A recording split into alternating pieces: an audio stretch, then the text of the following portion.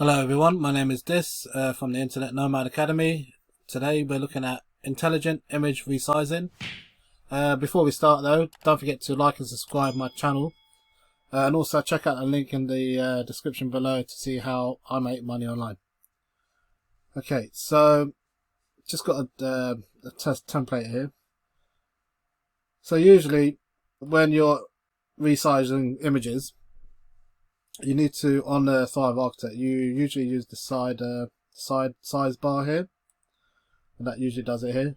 But there's a new feature where you can use the handles, like the corner handles, and you just click that, and that resizes the whole image and come out.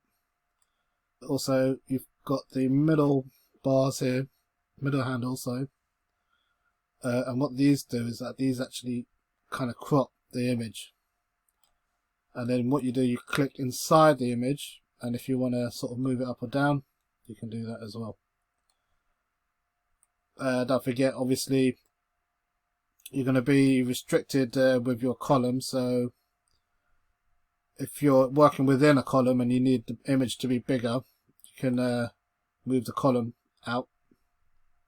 This gives it more space, and then you can move it up and down like that as well. So yeah, it's a cool feature in Thrive Architect. I think it's just, they've only just introduced it a little while ago, so that's why I made this video, just to let you know. And also, you've still got the full control and sidebar here as well. Cool, thanks. Don't forget to like and subscribe down below, and also check out the link in my description about how I make money online. And I'll see you in the next video. Cheers.